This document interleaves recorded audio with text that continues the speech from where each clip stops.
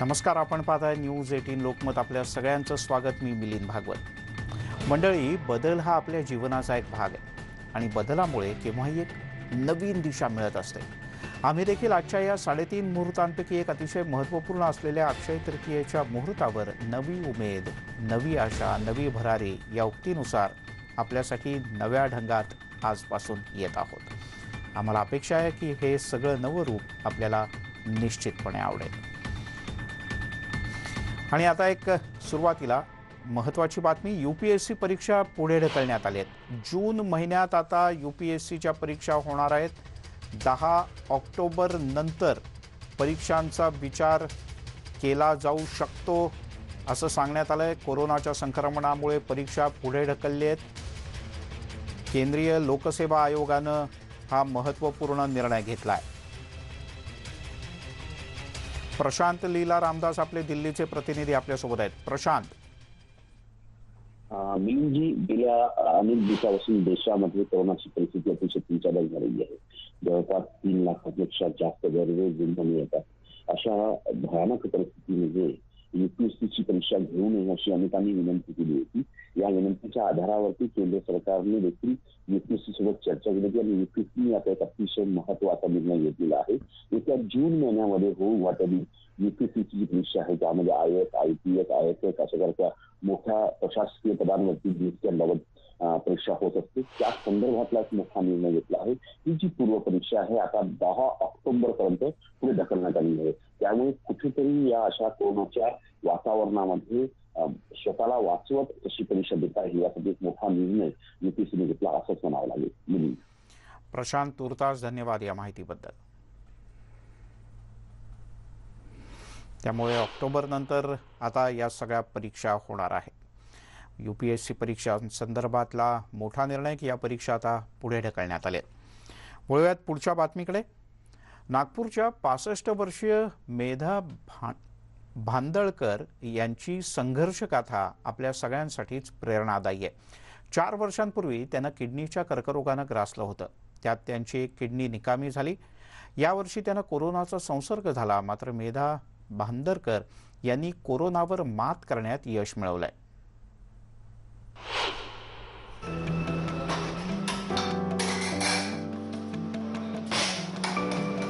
मेघा भांदळकर ह्या आता कोरोनामधून ठणठणीत बऱ्या झाल्यात. या वयातही त्या खचून गेल्या नाहीत, तर संकटाला सामोरं गेल्या. 27 मार्च रोजी त्यांची कोरोना टेस्ट पॉझिटिव्ह आली होती. मेघा भांदळकर एका किडनीवर जीवन जगत असल्यामुळे कुटुंबियांना चिंता वाटत होती. 4 वर्षांपूर्वी किडनीच्या कर्करोगात त्यांची एक किडनी निकामी झाली. त्या संकटाचा सामना केल्याचा त्यांना अनुभव होता आणि यावेळी सुद्धा त्यांनी खंबीरपणे कोरोनावर मात केली. मला एक किडनी असल्यावर त्याला मी घाबरली नाही. आणि महत्त्वाचं म्हणजे तुम्ही पण घाबरू नका, कारण की मी एक किडनी असताना पण म्हणजे मी सहन करू शकले, तर तुम्ही सहन करू शकता.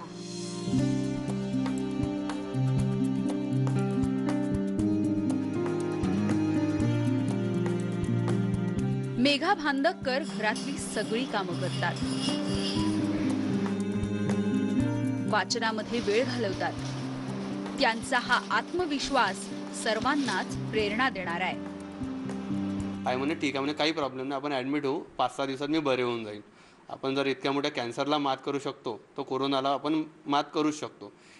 तर आईचं पूर्ण असं सिच्युएशन, आम्ही पॅनिक होतो पण आई कधी पॅनिक झालेली नाही. ते वारंवार म्हणत होती की हां मला बरं वाटत आहे, काही इतकं घाबरण्यासारखं नाही आहे, मी बरोबर ठीक होऊन येणार आहे. मेघा भांदळकर यांची आयुष्य जगण्याची जिद्द आणि सकारात्मकता ही कोरोनाच्या संकटात अनेकांसाठी आदर्शवत बनली आहे.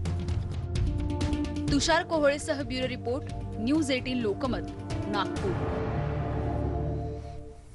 आणि आपण आपले थेट नागपूरला जाऊयात. तुषार कोहळे आपले प्रतिनिधी आपल्यासोबत आहेत. तुषार, ही खरंच अतिशय प्रेरणादायी गाथा आहे आणि त्यांच्यामुळे अनेकांना प्रेरणा मिळेल. काय सांगशील आणखी? मिलिंद सर, जर का बघायचं झालं तर 2016 मध्ये विद्या भांदकर यांना कर्करोग झाला, तो देखील किडनीचा कर्करोग होता आणि अत्यंत गंभीर परिस्थितीमध्ये त्यांच्यावर उपचार झाला होता। त्यामध्ये त्यांची एक किडनी निकामी झाल्यामुळे ती काढावी देखील लागलेली होती। मात्र त्या संपूर्ण परिस्थितीचा सामना करत ते आयुष्य जगत होते आणि मागच्या 4 वर्षापासून कुठेतरी त्या संकटातनं त्या सावरत नाही, तर त्यांना 27 मार्चला कोरोनाने गाठलं आणि कोरोना अशा परिस्थितीमध्ये गाठलं ज्या परिस्थितीमध्ये नागपूरमध्ये कोरोनाचा पीक होता, मध्ये बेड की रुग्णालयामध्ये बेड मिळत नव्हते, ऑक्सिजनची कमतरता होती। अशा परिस्थितीमध्ये त्यांनी खंबीरपणे या संपूर्ण संकटाचा सामना केला। महत्त्वाचं म्हणजे त्यांचे कुटुंबीय घाबरले होते, पण त्या घाबरल्या नाही। तुषार, अशी कुठली गोष्ट त्यांच्याशी बोलताना तुला जाणवली की ज्यामुळे त्यांच्यातली सकारात्मक ऊर्जा कायम राहिली? जेव्हा मी त्यांच्यासोबत काल देखील भेटलो आणि चर्चा केली तेव्हा त्यांचा जो जुना अनुभव होता, म्हणजे ते म्हणाले की माझं आयुष्यच पूर्ण संघर्षाचं राहिलं, म्हणजे लग्न त्यानंतरचा संसार हे पूर्ण संघर्षामध्येच गेला आणि संयुक्त कुटुंबामध्ये राहत असल्यामुळे आला कुटुंबाचा नेहमी आधार मिळत गेला। कुटुंबातलं सुखदुःख असेल, अनेक समस्या असेल, त्यांचा सामना त्यांनी केलेला होता। त्यामुळे एक त्यांच्याकडे मानसिक आधार आणि एक आत्मविश्वास होता आणि कर्करोगामध्ये त्या ज्या प्रकारे बाहेर पडल्या त्यामुळे त्यांच्या आत्मविश्वासामध्ये आणखी भर पडलेली होती। त्यामुळे कर्करोगात त्या बाहेर निघाल्यानंतर त्यांना कोरोनाचं संकट अत्यंत दुय्यम वाटलेलं होतं, तरी त्यांनी काळजी घेतली। म्हणजे दुय्यम जरी असलं आणि संकट नवीन जरी असलं तरी त्यांनी निष्काळजीपणा केलं नाही। त्यांना ज्या काही खबरदारी डॉक्टरांनी सांगितल्या होत्या त्या पूर्ण खबरदारी त्यांनी घेतल्या। त्यांचं कुटुंब चिंतित होतं, डॉक्टर चिंतित होते, पण त्यांना स्वतःवर खूप प्रचंड विश्वास होता। त्यांना वाटत होतं की मी कर्करोगाच्या संकटातून बाहेर निघू शकते, कर्करोग रोगावर मात करू शकते, तर कोरोनावर सहज मात करू शकते आणि त्यांची सकारात्मकता हीच पाहायला मिळत होती। एक सकारात्मक ऊर्जा त्यांच्या चेहऱ्यावर जाणवत होती आणि आजही जर का आपण त्यांना बघितलं त्यांना असं जाणवत नाही की त्या एका किडनीवर जगतात किंवा त्यांना कर्करोगाने ग्रासलेला आहे किंवा त्यांना कोरोना झाला होता। अत्यंत प्रसन्नपणे आणि अत्यंत सकारात्मक ऊर्जेमध्ये त्या जीवन जगताना आजही आपल्याला पाहायला मिळते। मिलिंद सर, तुषार, खूप खूप धन्यवाद। एक अशी सकारात्मक बातमी तुझ्यामुळे महाराष्ट्रातल्या लोकांपर्यंत पोहोचली, त्यांना सुद्धा जगण्याची आणि या कोरोनाशी संघर्ष करण्याची एक नवीन ऊर्जा मिळेल। तिकडे कोरोनाविरुद्ध लढलेल्या एका कुटुंबातील 5 सदस्यांची ही एक सकारात्मक बातमी। पुणे जिल्ह्यातील बकोरी या छोट्याशा गावातील 75 वर्षीय आईसह संपूर्ण कुटुंबाची कोरोना चाचणी पॉझिटिव्ह आली आणि मग सुरू झाली कोरोना विरुद्धची लढाई। पुणे जिल्ह्यातल्या बकोरी इथल्या सामाजिक क्षेत्रात काम करणाऱ्या निसर्गप्रेमी वारघडे यांच्या कुटुंबातली ही एक खास कथा।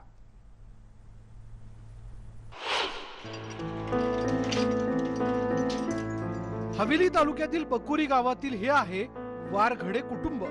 एकाच वेळेस सर्वच्या सर्व कुटुंब कोरोनाबाधित आढळलं आणि सुरू झाली त्यांची कोरोना विरुद्धची लढाई। याविषयी वारघडे सांगतात, मला विश्वास बसत नव्हता, आम्ही सगळे रडायला लागलो। मला वाटलं आता माझं सगळं कुटुंब उद्ध्वस्त होईल। मी रात्रभर रडत होतो, जेवण जात नव्हतं, माझी मोठी मुलगी घाबरली होती। आम्ही हरलो नाही, आम्ही लढलो आणि कोरोनातून बाहेर पडलो।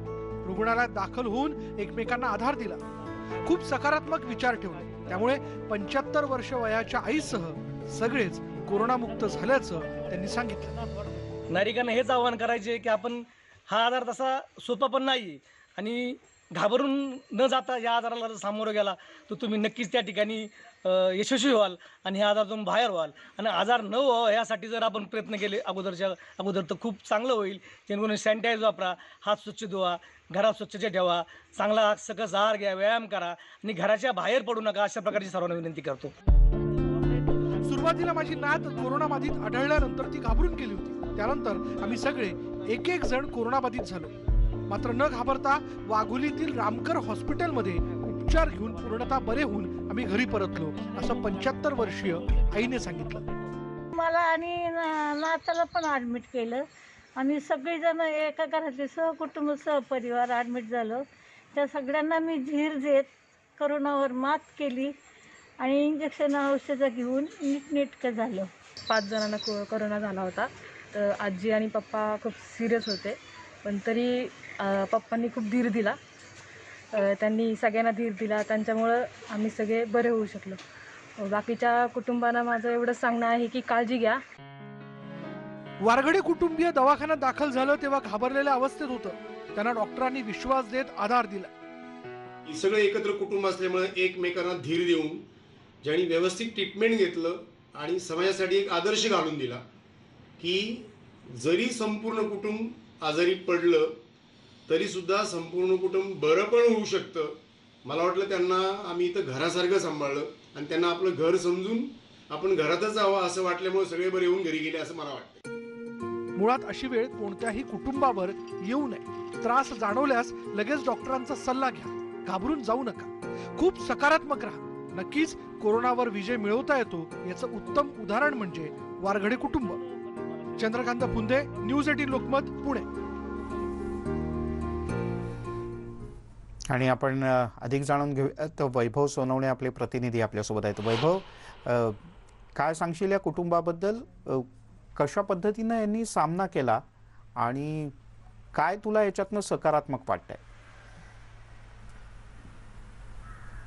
मिलिंद, अत्यंत ज्याला ताण आपण म्हणतो असह्य होणारा ताण आहे. या अशा ताणामध्ये हे सगळं कुटुंब होतं.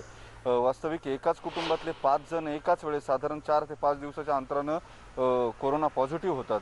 त्यातले 2 जण जे आहेत त्यांची स्थिती गंभीर होते, रुग्णालयात ॲडमिट करावं लागतं. त्यापैकी एकाचं वय म्हणजे या कुटुंबातल्या ज्या आजी आहेत त्यांचं वय 75 वर्षांपेक्षा जास्त आहे. या सगळ्या परिस्थितीमध्ये कुटुंबातले इतर जे पॉझिटिव्ह झालेले होते यांची मानसिकता ही हे सगळे प्रचंड ताणाखाली होते आणि या अशा परिस्थितीमध्ये आणखी संसर्ग जो आहे तो त्रासदायक ठरू शकतो. या सगळ्या परिस्थितीमध्ये या कुटुंबानं जी सकारात्मकता ठेवली किंवा त्यांना आधार द्यायला कुणी नव्हतं. जेव्हा संपूर्ण कुटुंब बसतं, पूर्ण कुटुंब पॉझिटिव्ह झाल्यानंतर नेमका आधार कुणी कुणाला द्यायचा अशी परिस्थिती होती.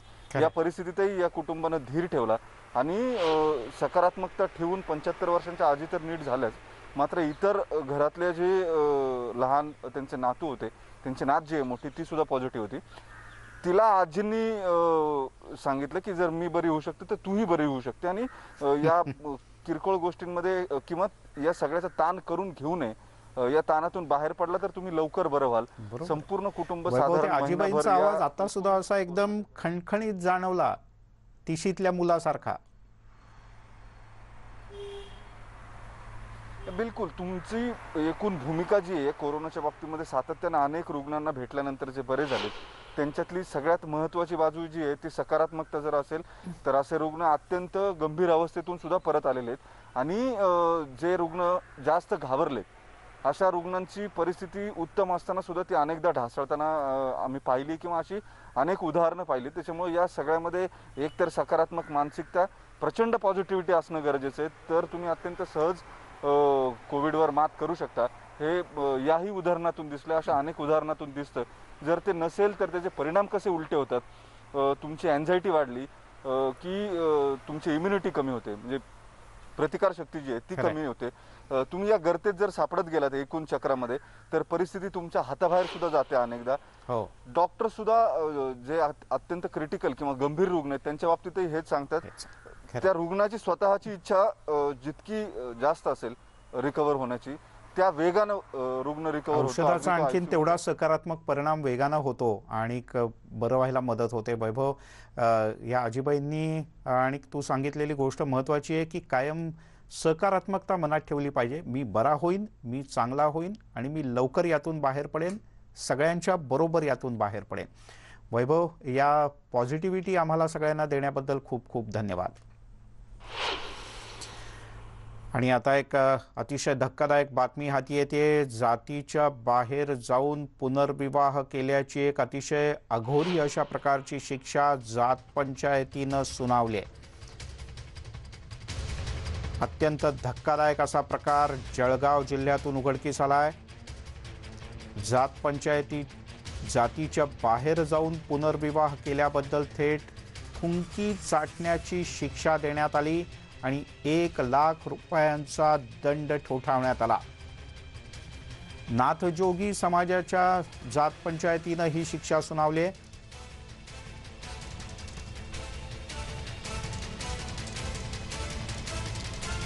इम्तियाज अहमद आपले प्रतिनिधी आपल्यासोबत आहेत. इम्तियाज.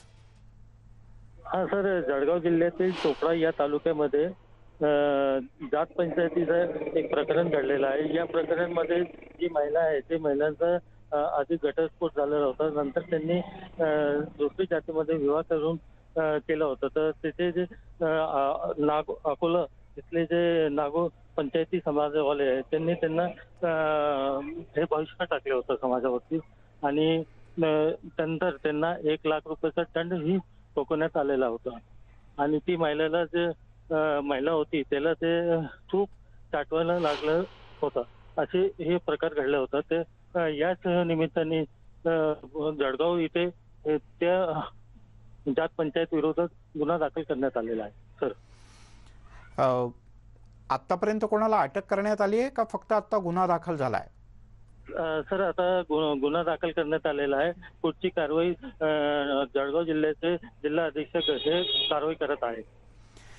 इम्तियाज, तुर्तास धन्यवाद या सगळ्या माहितीबद्दल. अत्यंत धक्कादायक असा हा प्रकार जळगाव जिल्ह्यातला. आणि आता जात पंचायतीच्या बाहेर जाऊन पुनर्विवाह केला आणि तो सुद्धा जाती बाहेरच्या मुलाशी केला, याबद्दल अशा प्रकारची अघोरी शिक्षा सुनावण्यात आली. वळूयात पुढच्या बातमीकडे. वर्ध्यामध्ये जेनेटिक लाईफ सायन्सेसमधून 17,000 रेमडेसिवीरची पहिली खेप वितरकांना सोपवण्यात आली. रेमडेसिवीर व्हायलची पहिली खेप केंद्रीय मंत्री नितीन गडकरी यांच्या व्हर्च्युअल उपस्थितीत संबंधित वितरकांना देण्यात आली. नागपूर आणि महाराष्ट्रात याचं वितरण होणार आहे. केंद्रीय मंत्री नितीन गडकरी यांनी अवघ्या काही आठवड्यांच्या कालावधीत संबंधित कंपनीला परवानगी तर मिळवून दिलीच, आतापर्यंत या ठिकाणी 1 लाख इंजेक्शनचं उत्पादन सुद्धा पूर्ण झालंय.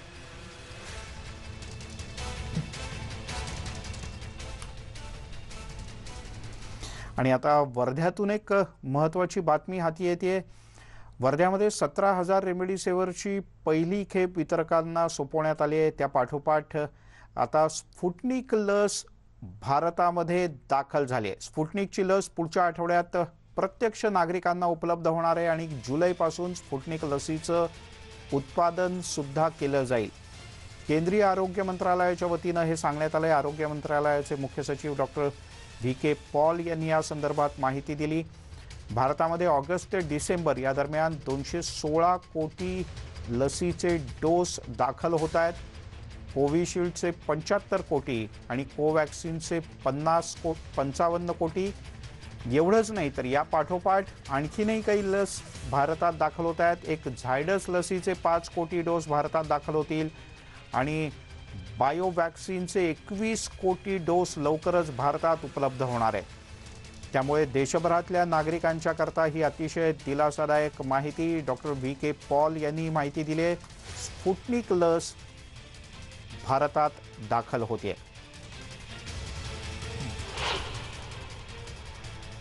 अगले हफ्ते हमें उम्मीद है कि Sputnik vaccine will be available in the market.